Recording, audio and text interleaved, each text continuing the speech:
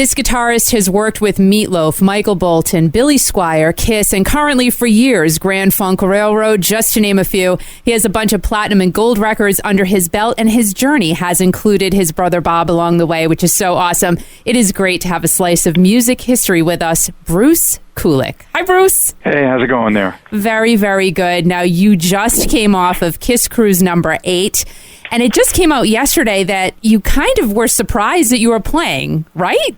Well, I mean, I knew I was going to do performances, but I didn't know I'd actually perform with Kiss, okay? And, yeah, it was pretty exciting. Obviously, it was a perfect, cruise with having myself and Ace, that if Gene and Paul so deemed, hey, this could feel a bit like MTV Unplugged, which was so many years ago, right? Over 20 years. What if on the Sail Away performance, which is always very casual, even though they all very much dressed up. I said to Gene right before, why are you dressed, why are you dressed up so much? Well, and he gave me one of those. But, they always do a Sail Away performance that's acoustic and kind of low-key. Tommy usually sits. Paul, sometimes his performance, sometimes whatever. And Eric's usually in a, some sort of Cuban hat or something, It's certainly not the Kiss makeup show that the cruisers will get in the theater, during the cruise. But the fans always, that really sets the pace for the exciting 5 days that come. Oh, sure. So I was just always, wondering, well, this could be a really nice opportunity, obviously, to invite me on stage and have a because of Eric Singer, it would be like a Revenge reunion or MTV reunion, that era. And then they actually decided, I kind of wasn't really clear about it until just a few hours before Sail Away, and fortunately I went over a few things with Tommy, and then of course I was told, hey, and Ace is he has a guitar right now and he's going to come up as well, but we want you to stay on stage. So there you go. It was very much like an unplugged thing, and it was something that I didn't have a lot of time to prep for, but fortunately, I do know the songs they wanted me to play. I didn't know Aces that well, but I went over it with Tommy because he wasn't completely familiar with New York groove either. And then even Paul came into Tommy's room when we were going over things, and we were kind of did a quick run through. Ace obviously knew the songs he's going to play. Right. You see what I'm saying? Right. He wasn't playing on my songs, but I was going to be playing on his songs. So it was a real big kumbaya moment for Kiss and the Cruisers, no doubt. Very, very cool. But what happened right before you guys were going to play Rock and Roll All Night? You end up changing seats with Tom. What was going on there? No, that was kind of planned. I told Tommy, I think already Tommy knew that more than likely Ace, you got to remember the home field advantage, Tommy had his guitars there. Ace was handed one of Paul's acoustics that are on the cruise, potentially even to be sold, or who knows, Right. It's not Ace's acoustic setup the way Ace. And Tommy's Chet Atkins models, which I'm very familiar with, I used them back in the convention era, right before MTV, and I still own one. His is set up a little different than mine, the way he has his... he has some pedals that help when you play a solo acoustically, So, I begged him, of course, like the story said, that, if I'm going to be featured on some songs, please let me have the A guitar and have that flexibility so that I could, really shine. But then after that, whenever you want the guitar back, let's swap again, and that's exactly what happened. So I knew that Tommy probably was going to maybe handle Rock and Roll All Night, that Ace probably wouldn't want to do the solo because, again, he's not on the best instrument for that. And sure enough, that's exactly what went down. So I knew the switch with Tommy, and then when Tommy said to Ace, do you want to do the solo or me, Ace literally said, I don't want to play this thing. Because it maybe for the fans it's hard to understand, but an electric guitar, most electric guitars are much more similar than acoustic guitars, especially when you're trying to play a lead guitar on an acoustic guitar, okay?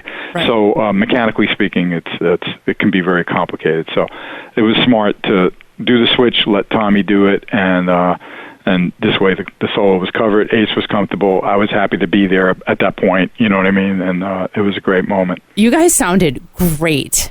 For a last-minute thing, you all sounded so good together. Well, this is something I always discuss with my wife, actually, because I came off stage going like, I couldn't hear anything right. Everything sounded completely upside down to me. The kick drum was so loud in my monitor.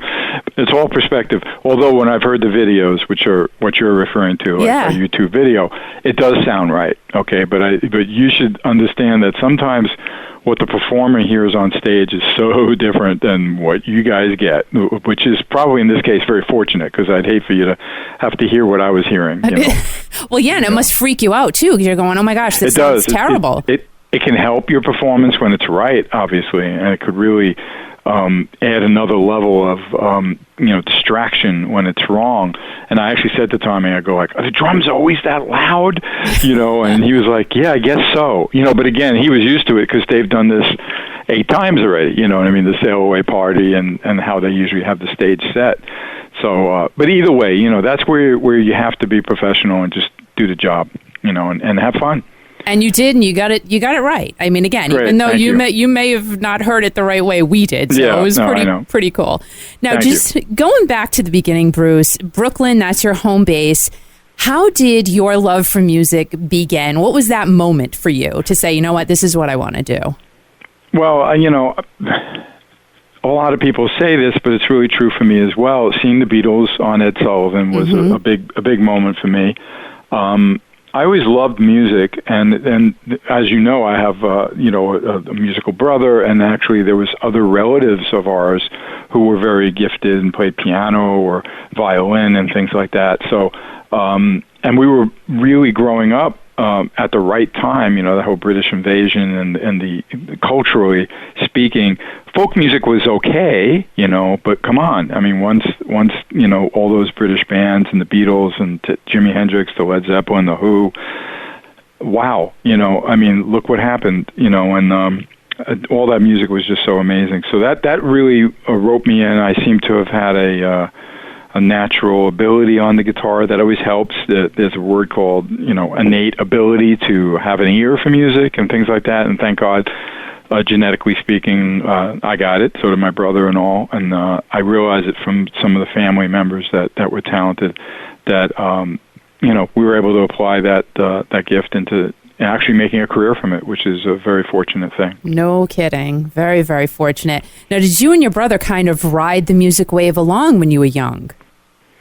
It was wonderful he turned me on to so many things growing up because he's older than me, but we were experiencing a lot of the stuff at the same time because, when a Led Zeppelin album came out, it's whoever wants to get it.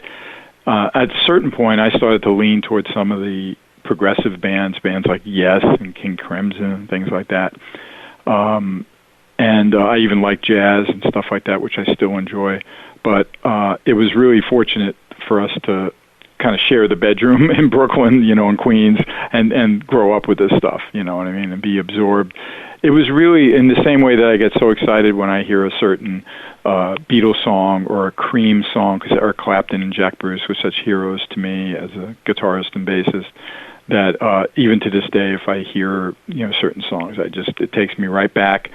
And I remember that always whenever I perform some of my vintage Kiss songs, because you think about it, I was performing songs that were, 30 years old, that it means a lot to a person that somehow, loved it when they were, years ago, and then when they hear it again, it's amazing how the human brain will just, kind of plug into that feel-good feeling again. And, I was very happy to, have an opportunity to play those songs for them because they hadn't heard them live in such a long time, Yeah.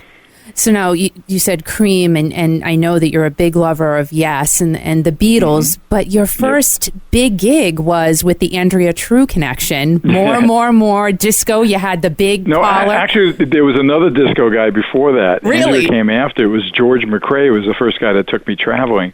Really? Now, George had that big hit called Rock Your Baby. Oh, okay. You were on that? Yeah. Come on. I didn't play on it, but I performed with him for about a half a year. It was pretty weird, to be honest with you, but it was really great because it got me to travel. It got me to play some very big venues. When you're just playing little clubs in New York, area with a cover band, it's not the same as is playing at an arena where it's being, broadcast over the radio because his song was such a big hit. He won like an equivalent of a Grammy in Germany, for example. Yeah. So to do gigs like that, all this was very valuable for me, to be able, it was almost like a boot camp for joining a band like Kiss, to know what it is to be on a big stage and have 20,000 people out there. So I as odd as it was, and disco is not considered to be like a rock concert type of thing, but we did arenas and things like that. And then with Andrew True, we traveled to some, really interesting things. We did some Italian gigs. And then, of course, there was, some of the bigger American clubs because More was such a big hit. Huge. But, you got to remember, that band had dancers and horn section. It was very, very unusual. I'm wearing a kind of a three-piece suit. It's not exactly a Kiss look or rock and roll look at all. I was watching you on Don Kirshner's rock concert. There you go, Don Kirshner's, yeah. A lot of my fans don't know about that, but that's funny you saw that. But, like all my gigs and everyone I've worked with, my goal is always to, kind of play the right stuff, respect the material. There's no reason to, kind of play the wrong thing or just say like, well, I'm not into that. No, do the job, And, sure. Obviously, you're a talent if you can make it your own. You're gonna bring it up another level, and that was the whole thing. I like the fact that I've been versatile throughout my career and played with different people.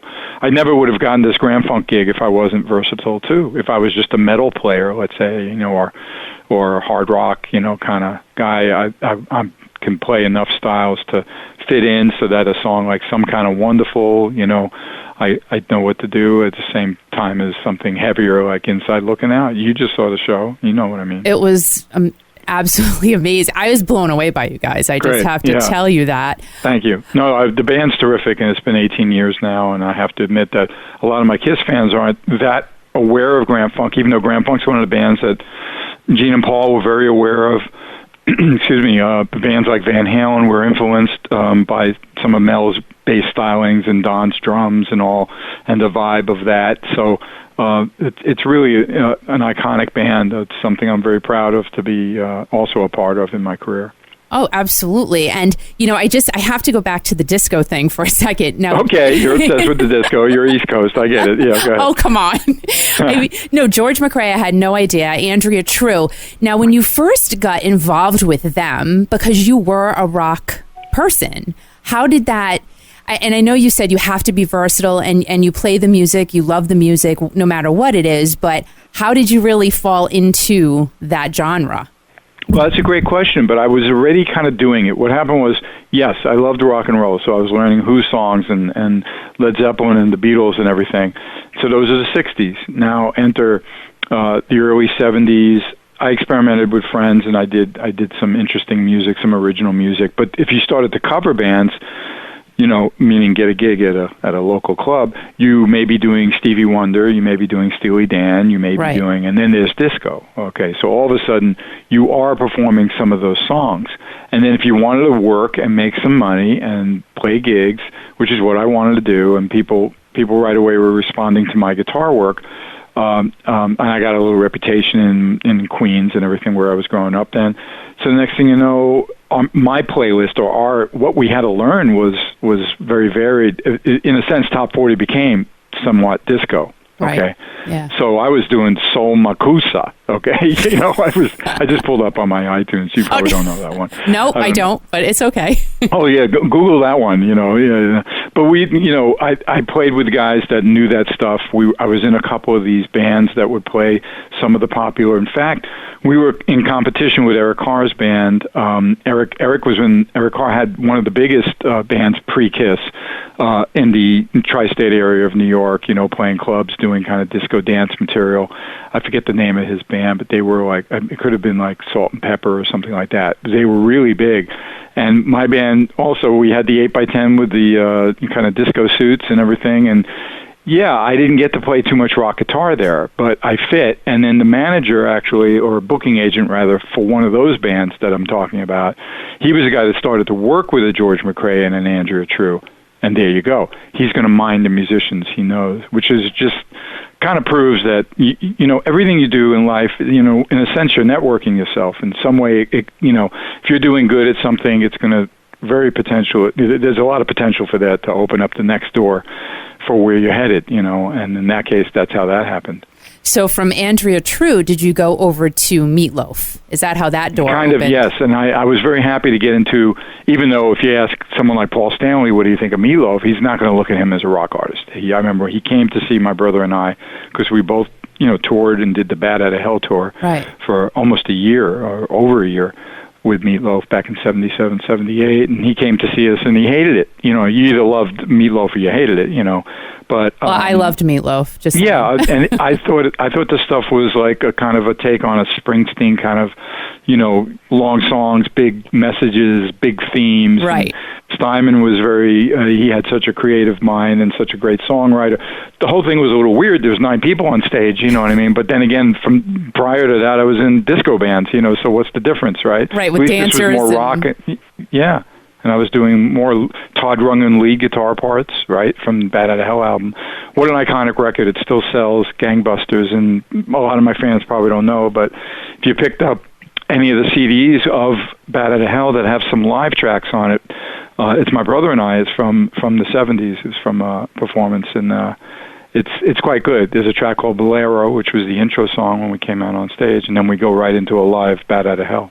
So it's kind of cool. I mean, one of the best-selling albums of all time, Bat Out of Hell. Of course, right. I mean, give us a crazy Meatloaf story. You're on tour. There's got to be some crazy stories. Give us a good one. He was he liked food. Otherwise, he wouldn't have been such a big man, right? And I like, as much as I'm kind of tall and thin, I remember backstage on the rider, I'm sure there was like some sort of cookies, those little Oreos, and there was I was looking forward to having a few after sound check, and I went back there, and the bag was empty. and I remember saying to Meatloaf, like, what happened to the cookies? And when he said, I don't know, and you could see all the, cookie stuff in his teeth. He ate the whole bag, So there's your wild Meatloaf story. That's pretty wild, Bruce. Oh, yeah. No, you guys rose with him to fame, right? Well, look, I know that the band really did help. The record company didn't really get it right away, and then we actually played. And I'm still in touch with a lot of those guys that performed, and Carlo DeVito, who was the singer live, not the one that was Ellen Shipley on the record, but we wound up. Actually doing the CBS convention. So that was what Sony came from CBS, by the way, Sony Records and all.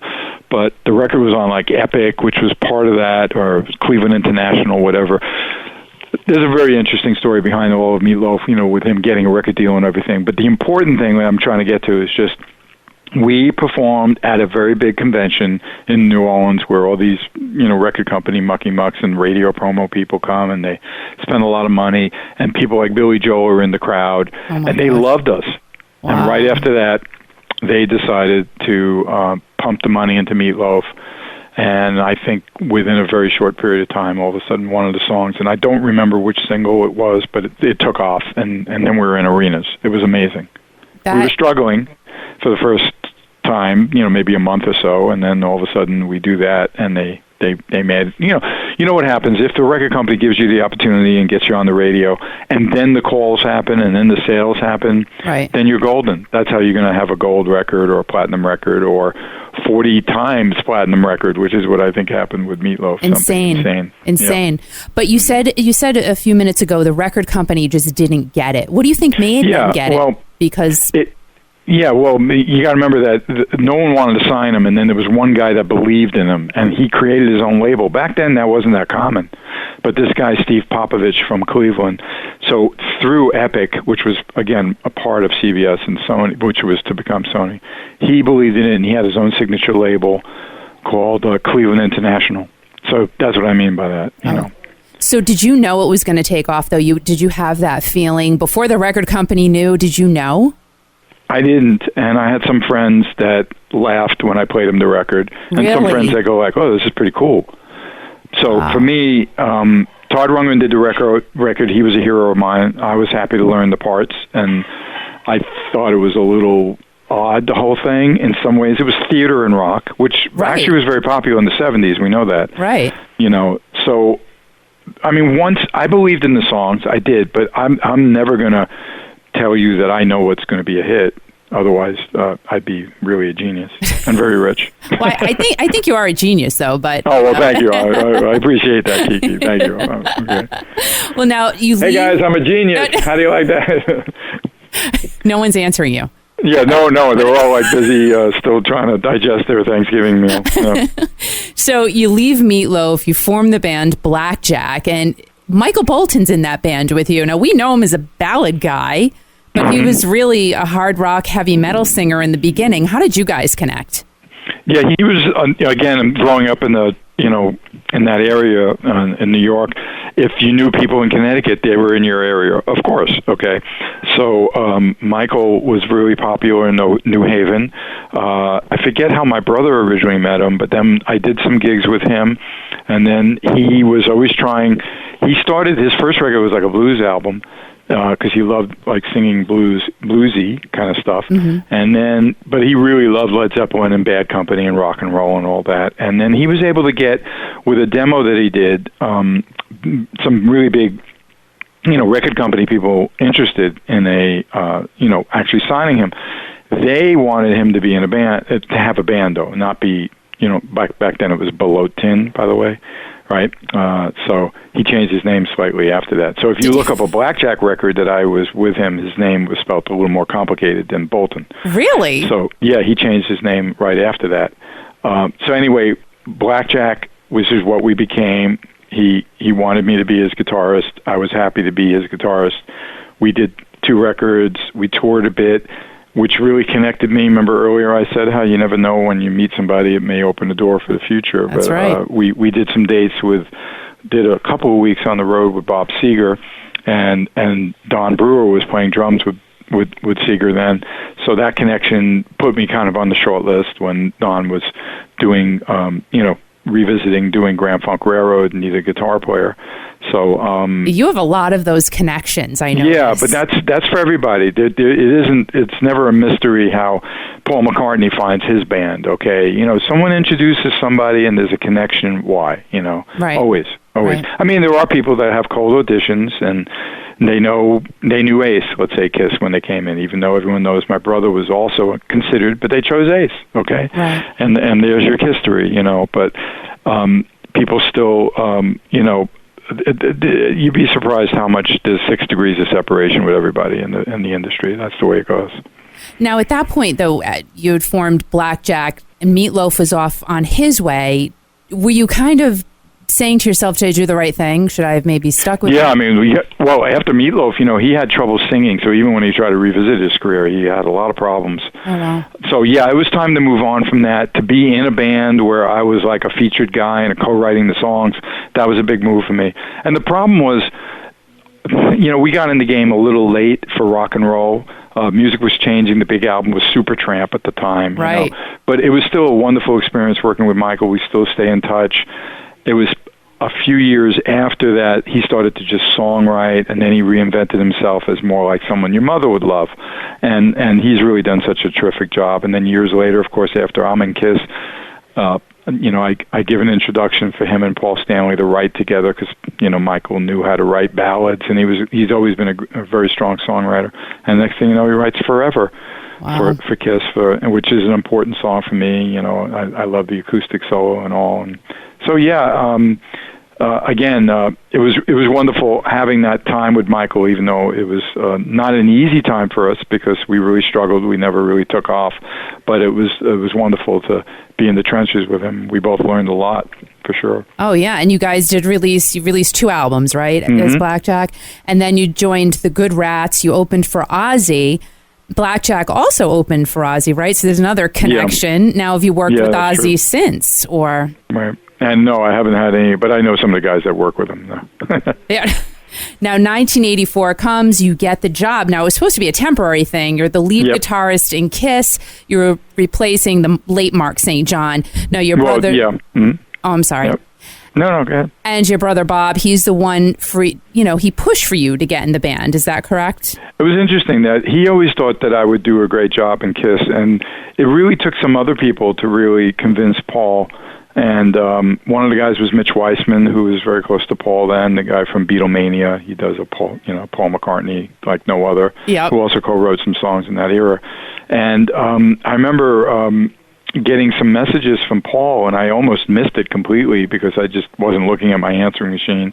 And he wanted me to come down to the studio, kind of like what Bob did, some ghost guitar work, for them. Right. And then I remember him saying before I left that day, because he liked what I did, Mark at the time just wasn't always playing exactly what they wanted, so they were never shy about asking somebody else to come in, and he told me not to cut my hair, and I didn't understand that, and then sure enough, 2 months later, I get the call, because that's when they realized that Mark was, had a health issue that was going to prevent him from going on tour, and then the way the story was written was they gave him a shot when he got better, but clearly I was kind of like certainly doing the right job for them, so they decided to just stick with me. So I kind of, got the job in a very interesting manner, but it certainly belonged to me, and my brother was always right. Oh, yeah, and Asylum, that's your first album, Tears Are Falling, you're on the cover. That was just a great way to say, here I am. Yep. I mean, I did a little of that ghost work on Animalize, but nothing big, but there I am. And then, of course, I had a tour to support Animalize, which had some terrific songs on it, so it was a lot of fun. But there I was, like all of a sudden, kind of struggling. Yeah, the Good Rats, we just did the local gigs and everything, and then the next thing you know, I'm asked to be the lead guitarist at Kiss. It was a big wow moment for me, for sure. I cannot even imagine, because here it is, like you said, you're with the Good Rats. You did a lot of big things, but then, Kiss was a mega band, and how intimidating was that for you, though, to jump into that pre-made It was band? very scary. It was. And that's why I mentioned earlier as well that, those other times that I played arenas with different artists and things like that, that really does help groom you, for the kind of pressure you might feel when you go out on a big stage and there's, tens of thousands of people out there.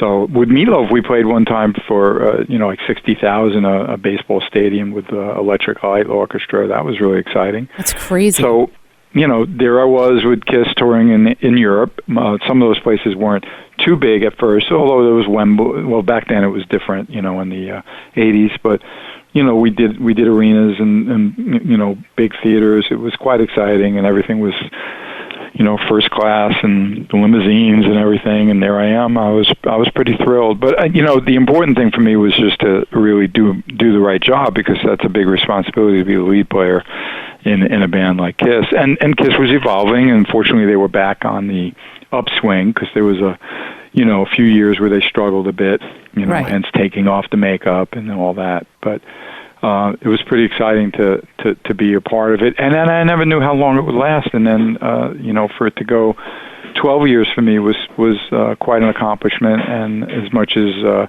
I didn't really know during any of those years what could happen, I realized they always could put the makeup back on and do a reunion and things like that. And that's exactly what happened. Mm-hmm. And was there any part of you that said, you know what, I kind of wish I was part of that makeup phase, or no? Well, I always frame it this way, that I sure did miss, being in Kiss once that they went into the makeup thing. Right. I can't compete with Ace. Ace is the iconic makeup guitar player, right? Mm-hmm. So that when Ace was finally going to be phased out, they could have gone to me, but I really think going to Tommy was the right thing, because they did want someone to be much more the spaceman than what Bruce was during his 12 years. So that would have been a kind of a really awkward thing, almost in some ways. Though, would I miss being in the band? I work well with those guys. And I like the music a lot. I play it well.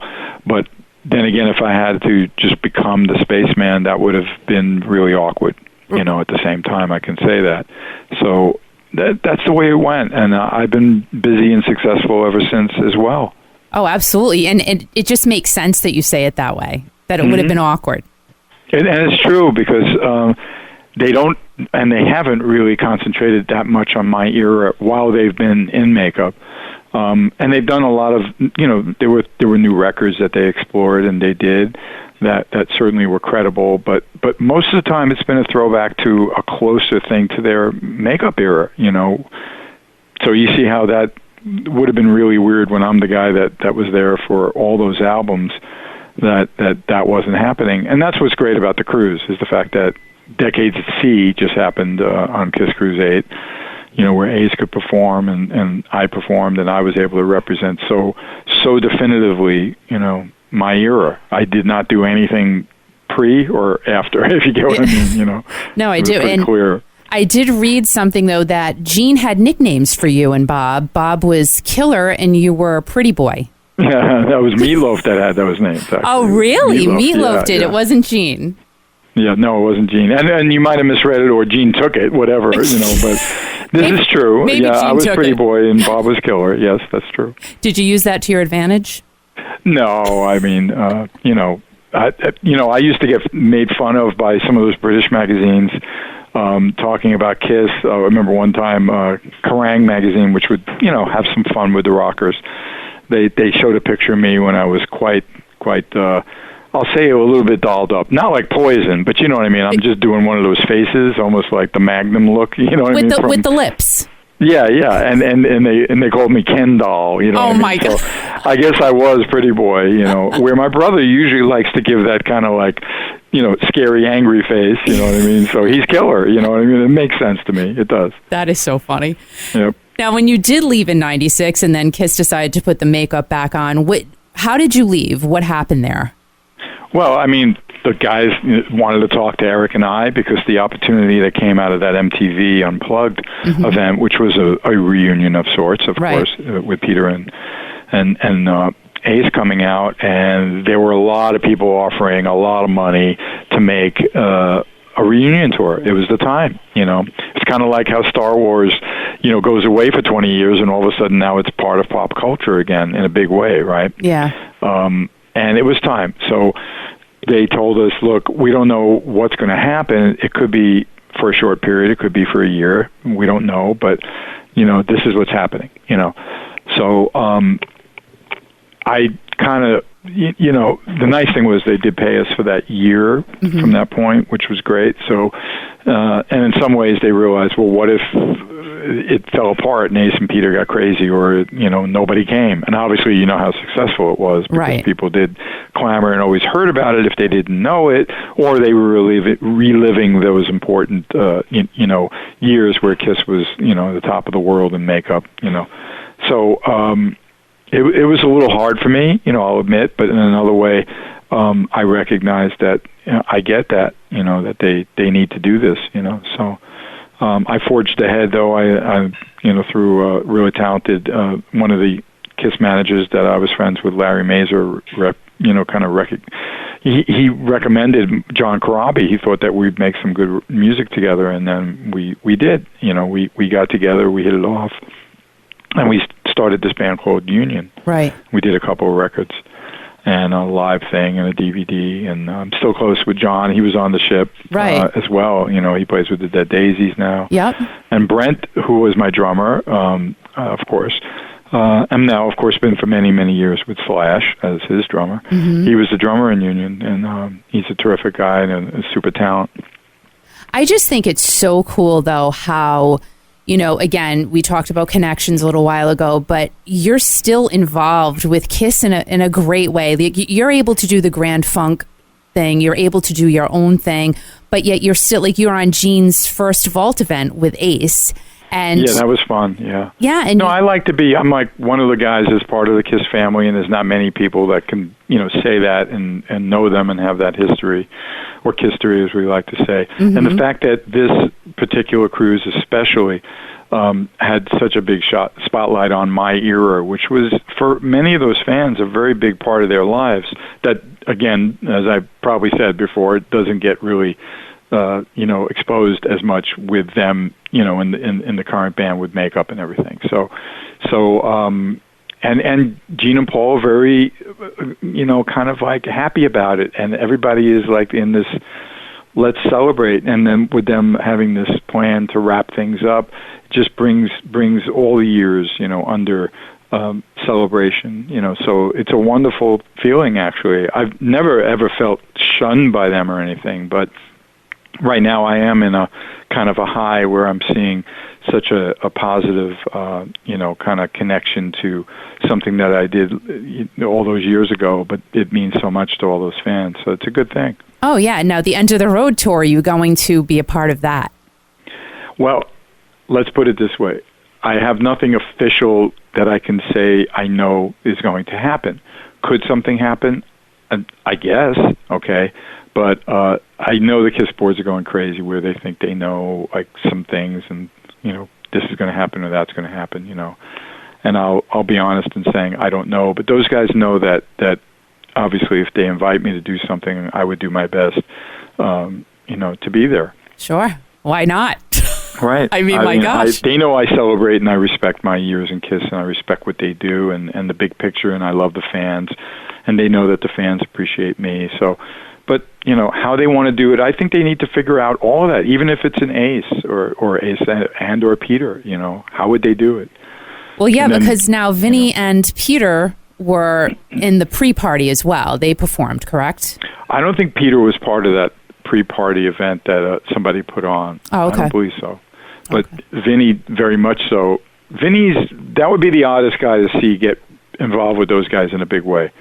I'm not so sure, how that would go down. But yeah, I don't know. Again, that's hard, not for me to decide. Right. Anyway, it's hard to say, though. I mean, because, again, he's out there now, too. So there's just a lot of swirling speculation. It's very interesting. It's an exciting time if you're a KISS fan. There's so much to talk about. I stay away from the KISS boards and everything, but I know they're probably burning up servers around the world. Oh, yeah. Absolutely. Yep. And Gene just released, he was walking in his costume the other day, and I said, oh, my God, just to see him like that again. Oh, yeah. It's very cool. Yep. Very cool. They have created such a tremendous iconic brand, and it's about music, it's about life and everything, and it's just, I always laugh and say to my family, it's a KISS world, we just live in it, and I think that's what it is. So I'm happy to be part of it. It's fine. Oh, sure. Now, how was that vault event you did with Gene and Ace? Well, that was, I think Gene was also trying to figure out, well, all right, I'm doing these, they're like very expensive paid meet and greets, but you get this giant thing,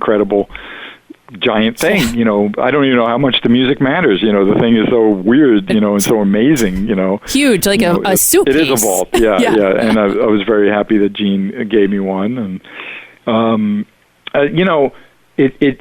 it was my wife that actually said, Gene's doing that event at Capitol Records. I've never been there. I want to go. Because Capitol Records is so iconic with so many amazing artists, as we know. Oh, sure. So I said, oh, absolutely. I'll ask Gene. And I made some arrangements. He said, sure, come on down.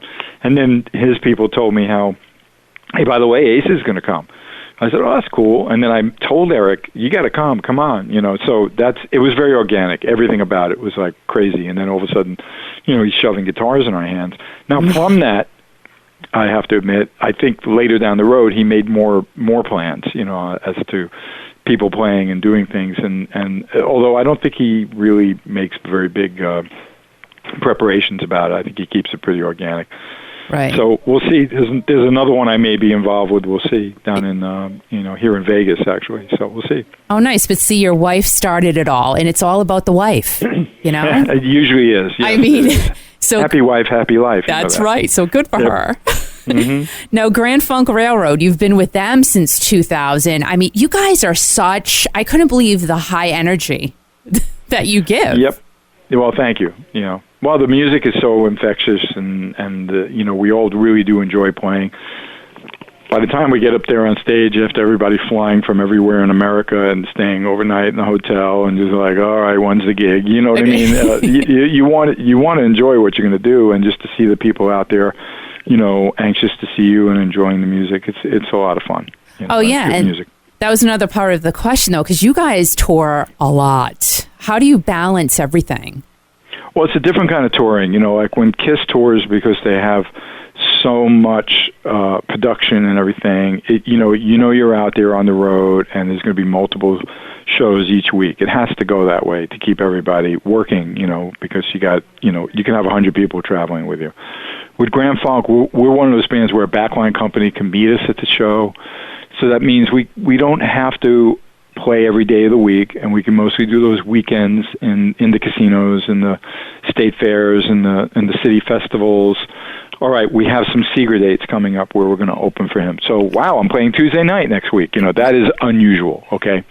You see what I mean? Yeah, Bob Seger, oh my gosh. Yeah, that's exciting, yeah. We did one last year, and it went very well, and I know there's some gaps in his other opening artists that he was kind of committed to, so we're taking some of those dates, so I think we have like 4 or 5 of them, which is exciting. Oh, yeah, and this is going to be the end for Bob, so again... Yeah, isn't that kind of ironic? So like we talked about all the connections I have with him in a sense, and then Kiss is winding down, and now Bob Seger is winding down. It's kind of strange. But you get to be a part of that as well. I like that. Sure. It's just pretty amazing. Yeah, although I don't want to retire.